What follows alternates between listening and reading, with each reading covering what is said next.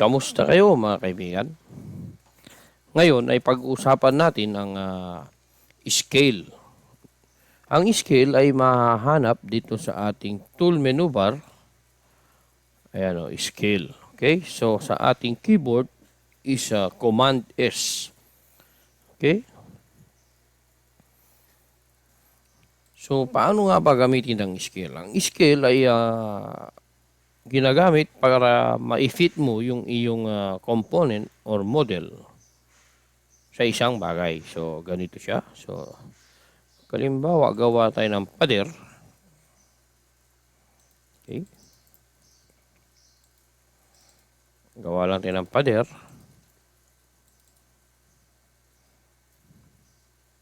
Butasan natin. Kunwari lang. Okay. So, ganyan siya. Tapos, kunwari, ito yung pintuan mo. Okay.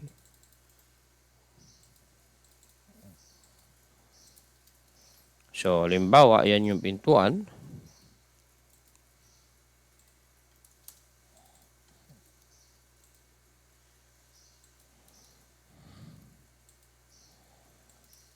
Okay. So, halimbawa, yan yung pintuan.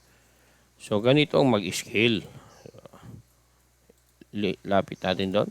Nakita nyo, parang hindi siya nag-fit. So, scale ka. Command S. Okay.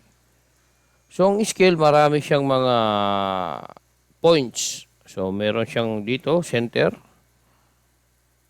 Dito, dalawang gilid.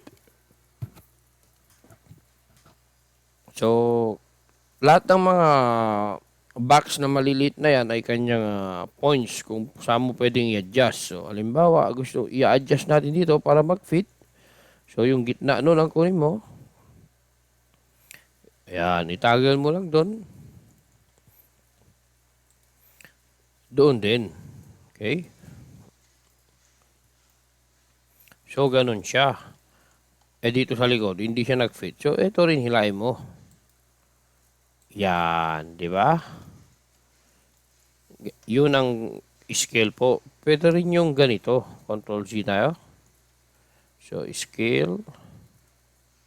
Pwede rin mo rin kunin dito. Tapos,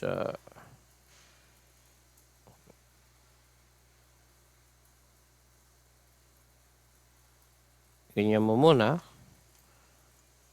Saka mo na lang ayusin. Okay? Okay? So, sa ating scale, pwede ka rin mag-input.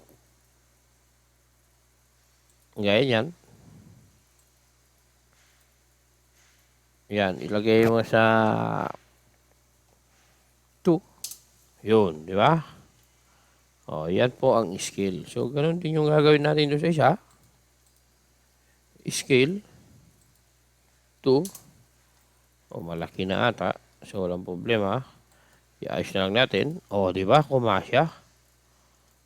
So, ganun po. So, scale natin palikot.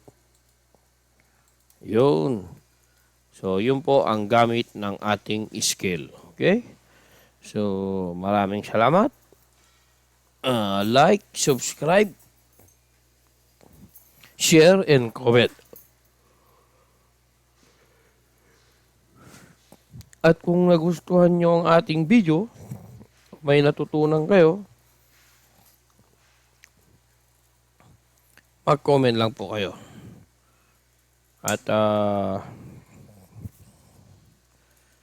paki-click na din ang ating notification bell para ma-update kayo kung may bago kong video yung gagawin.